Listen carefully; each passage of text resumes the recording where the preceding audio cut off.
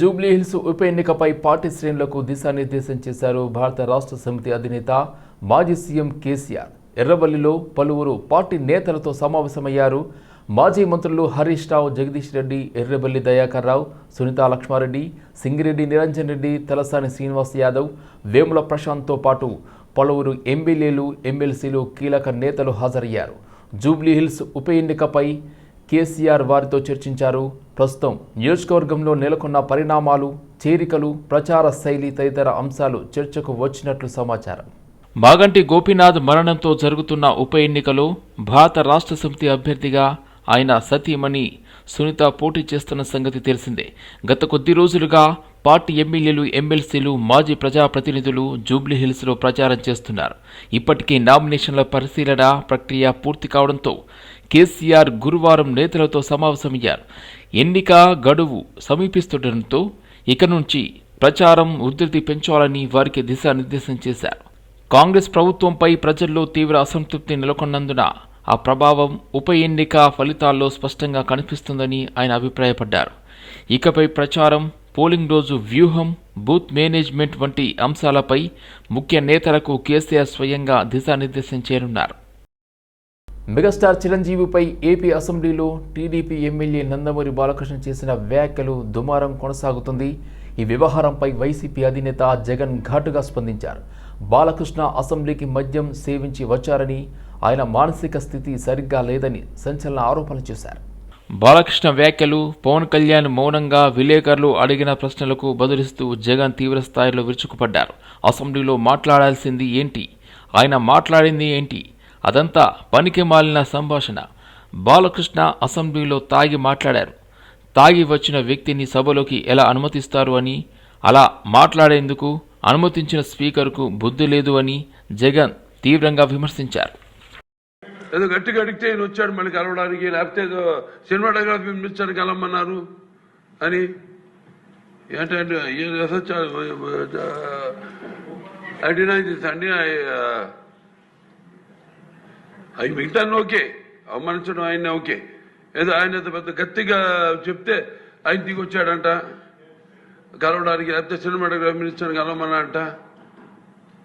మనం కూడా నాకు ఇన్విటేషన్ వచ్చింది ఇక్కడ ఫిల్మ్ డెవలప్మెంట్ ఒక లిస్ట్ తయారు చేయమని. నాది 9వ పేరు వేశారు. అది ఎవరో ఈయన నేను అడిగాను కూడా, దుర్గేష్ గారిని కూడా అడిగాను, గౌరవ మంత్రి కూడా అడిగాను ఎవడో వేసిందని. Respect human being, even be opposition or us. 9వ పేరు వేశారు.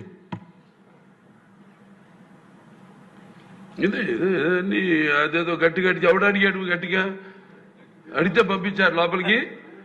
పని పాట లేని కాన్వర్జేషన్ బాలకృష్ణ అనే వ్యక్తి తీసుకొచ్చాడు అసెంబ్లీలో. అసలు ఆయన మాట్లాడాల్సింది ఏంది, అసెంబ్లీలో ఆయన మాట్లాడాల్సింది ఏంది, ఆయన తాగి మాట్లాడింది ఏంది,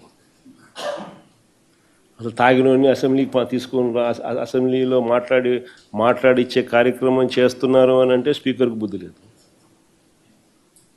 తాగినోడు ఆ మాదిరిగా మాట్లాడుతున్నాడు అని అంటే ఆయన సైకలాజికల్ హెల్త్ ఎట్లుందో, అసెంబ్లీకి వచ్చి ఆ మాదిరిగా మాట్లాడుతున్నాడంటే ఆయన సైకలాజికల్ హెల్త్ ఎట్లుందో ఆయన క్వశ్చన్ చేసుకోవాలి.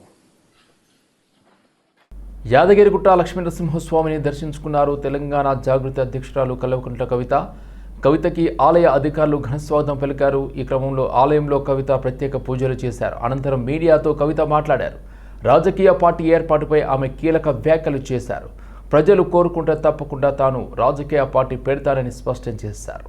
ఈ నెల 25వ తేదీన తమ సొంతూరు నిజామాబాద్ నుంచి జనంబాట కార్యక్రమం ప్రారంభిస్తున్నారని తెలిపారు. ఈ కార్యక్రమం 33 జిల్లాల్లో 4 నెలల పాటు జరగనుందని వివరించారు. తాను ప్రతి జిల్లాలో 2 రోజుల పాటు ఉంటానని, అక్కడి సమస్యలు తెలుసుకుంటానని చెప్పుకొచ్చారు. మేధావులు, విద్యావంతులు, రైతులు, యువత, మహిళలు ఇలా అన్ని వర్గాలను కలుస్తారని వెల్లడించారు. ప్రజా సమస్యలను ఏ విధంగా పరిష్కారం చేయాలనే విషయంపై దృష్టి పెడతానని అన్నారు. ప్రత్యేక తెలంగాణ రాష్ట్రం ఏర్పడిన తర్వాత మాజీ సీఎం కేసీఆర్ యాదాద్రిని చక్కగా పునర్నిర్మించారని ఉద్ఘాటించారు కవిత. యాదాద్రి లక్ష్మీనరసింహస్వామి క్షేత్రంలో ఇవాళ తెలంగాణ జాగృతి నాయకులు కార్యకర్తలు అందరం కూడా పెద్ద ఎత్తున వచ్చి దర్శనం చేసుకోవడం జరిగింది.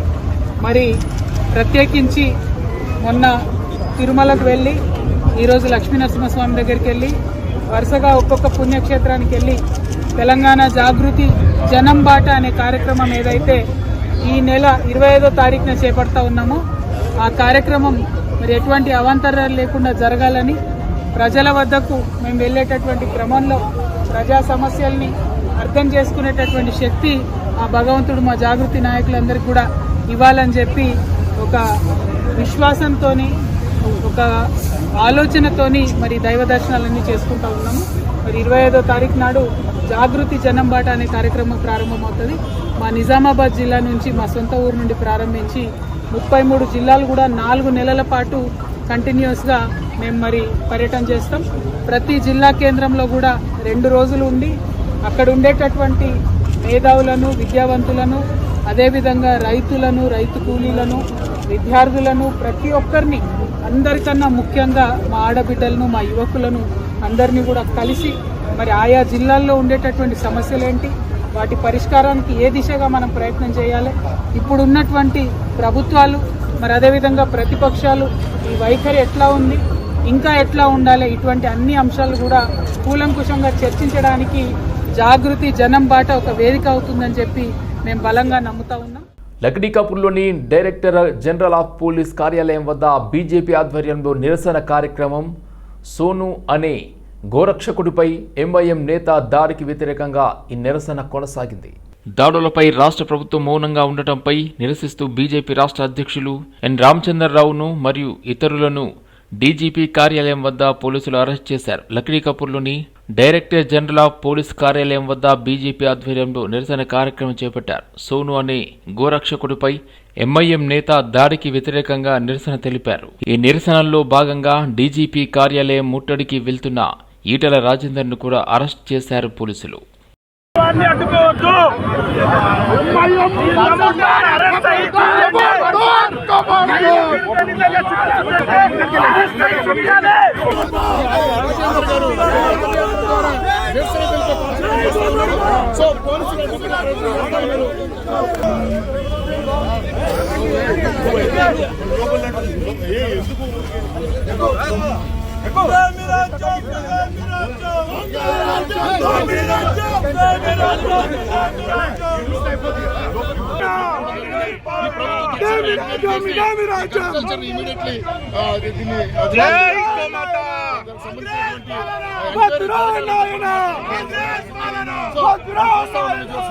విద్యా ఉద్యోగ మరియు స్థానిక సంస్థల ఎన్నికల్లో 42% బీసీ రిజర్వేషన్లను కేంద్ర ప్రభుత్వం 9వ షెడ్యూల్లో చేర్చాలని డిమాండ్ చేశారు బీసీ సంఘాల నాయకులు.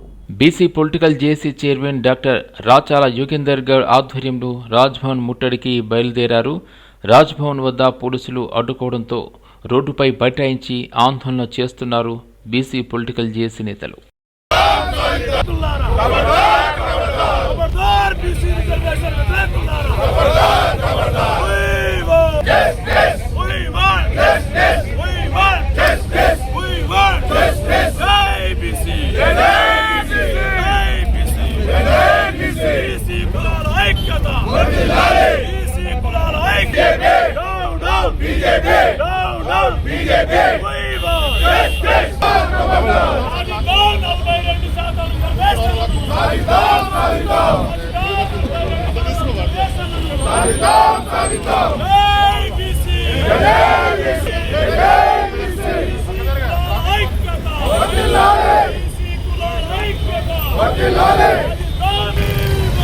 బాలాపూర్ పోలీస్ స్టేషన్ పరిధిలో ఉద్రిక్తత చోటు చేసుకుంది. నిన్న గోరక్షకుడు ప్రశాంత్ సింగ్ పై ఇబ్రహీం అనే వ్యక్తి కాల్పులు జరపడంపై బడంగ్పేట్ మున్సిపల్ కార్పొరేషన్ బీజేపీ అధ్యక్షుడు రాళ్లగూడ రామకృష్ణారెడ్డి ఆధ్వర్యంలో బీజేపీ నాయకులతో కలిసి మల్లాపూర్ గ్రామంలో నిరసన వ్యక్తం చేసి దిష్టి బొమ్మను దహనం చేస్తుండగా పోలీసులు అడ్డుకున్నారు. దీంతో బాలాపూర్ పోలీసులు బీజేపీ నాయకులను అరెస్ట్ చేసి తరలిస్తుండగా పోలీసు వాహనాన్ని బీజేపీ నాయకులు అడ్డుకోవడంతో ఉద్రిక్తత చోటు చేసుకుంది. పోలీసులకు బీజేపీ నాయకుల మధ్య వాగ్వాదం చోటు చేసుకుంది. ఇబ్రహీంను వెంటనే ఎన్కౌంటర్ చేయాలని బీజేపీ నాయకులు డిమాండ్ చేశారు. రాష్ట్రంలో శాంతి భద్రతలు క్షీణించాయని గన్ కల్చర్ తెలంగాణలో విపరీతంగా పెరిగిందని ఆందోళన వ్యక్తం చేశారు. ఒక వర్గం మెప్పు కోసం రాష్ట్ర ప్రభుత్వం పనిచేస్తుందని, హిందువులపై దాడులు జరిగినా పట్టించుకోవడం లేదని మండిపడ్డారు.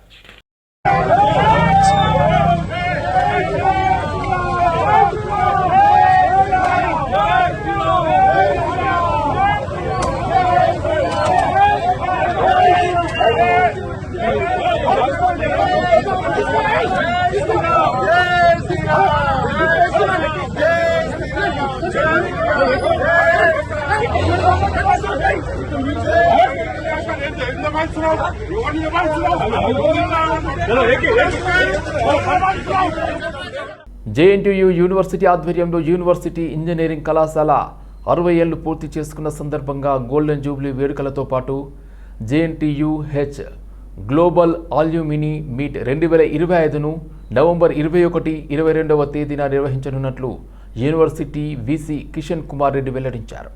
ఈ మేరకు డైమండ్ జూబ్లీ లోగోను విజయ్ కుమార్ రెడ్డి రిజిస్ట్రార్ వెంకటేశ్వరరావుతో కలిసి ఆవిష్కరించారు. 21వ తేదీన జరగనున్న ఈ కార్యక్రమానికి ముఖ్యమంత్రి రేవంత్ రెడ్డి ముఖ్య అతిథిగా హాజరు కానున్నారని ఈ సందర్భంగా వెల్లడించారు.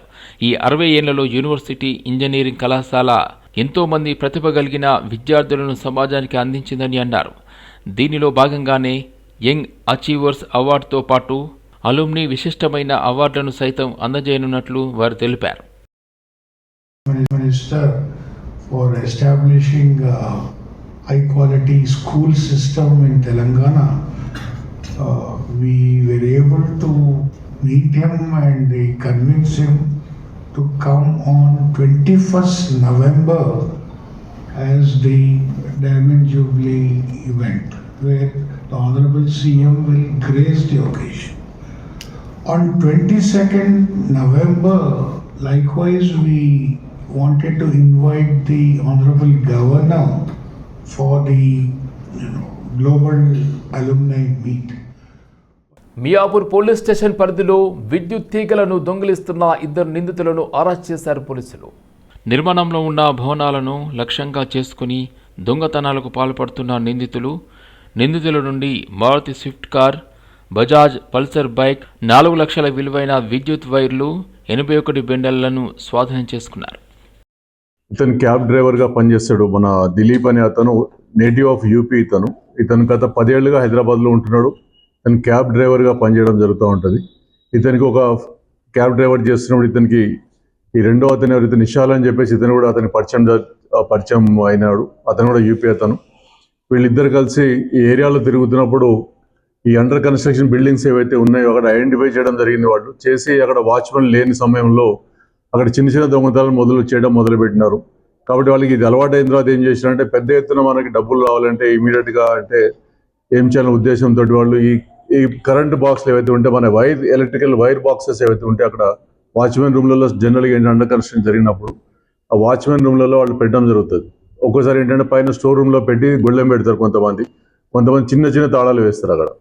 అక్కడ వేసి అన్అటెండెడ్గా ఉన్నప్పుడు వీళ్ళు అవి పొద్దున పూట చూసుకుని ఎక్కడెక్కడ బిల్డింగ్స్ ఉన్నాయి, ఎక్కడెక్కడ ఈ వైరింగ్ పనులు జరుగుతున్నాయో ఐడెంటిఫై చేసుకొని ఆ ఇళ్లకు వెళ్ళి రాత్రిపూట నైట్లో మిడ్-నైట్ 3 to 5 మధ్యలో వెళ్ళి వీళ్ళు ఒక కారు కూడా వీళ్ళు క్యాబ్ డ్రైవర్ కాబట్టి వీళ్ళ కారు ఉండేది వీళ్ళ దగ్గర. ఆ కారు తీసుకుని వెళ్ళి ఆ వైర్లు మొత్తం ఆ తాళం చిన్న తాళం మీద ఉండి తీసి పలగొట్టి, లేకపోతే విండోస్ ఏవైతే ఓపెన్ విండోస్ ఉంటాయి అండర్ కన్స్ట్రక్షన్ అంటే దాంట్లోకి వెళ్ళి ఇటువంటి వైర్లు ఇవన్నీ దొంగతనం చేయడం మొదలుపెట్టినారు.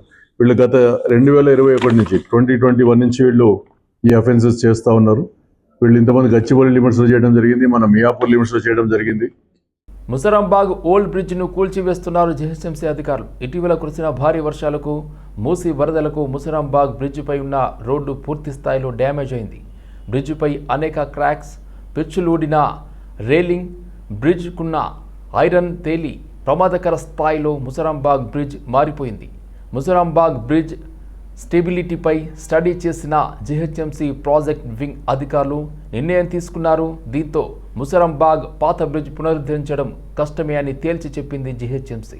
ముసరాంబాగ్ బ్రిడ్జిపై రాకపోకలు పూర్తి స్థాయిలో బంద్ చేయాలని నిర్ణయం తీసుకుని ఏ ప్రమాదం జరగకుండా బ్రిడ్జికి ఇరువైపులా బారికేట్లు ఏర్పాటు చేశారు. 40 ఏళ్ల క్రితం నిర్మించిన ముసరాంబాగ్ బ్రిడ్జ్ దశాబ్దాలుగా దిల్సుఖ్ నగర్, అంబర్పేట్ రాకపోకలకు వారధిగా నిలిచింది. మూసిపై కొత్తగా ముసరాంబాగ్ బ్రిడ్జ్ నిర్మాణం మొదలుపెట్టి దాదాపు 3 ఏళ్లు పూర్తయింది. 52 కోట్ల రూపాయలతో ముసరాంబాగ్ బ్రిడ్జ్ నిర్మాణం చేపట్టింది అప్పటి సర్కార్. 3 ఏళ్లైనా పూర్తి కాని 220 మీటర్ల పొడవు ఉన్న కొత్త బ్రిడ్జ్ పనులు స్పీడప్ చేయాలంటూ స్థానిక ప్రజలు కోరుతున్నారు.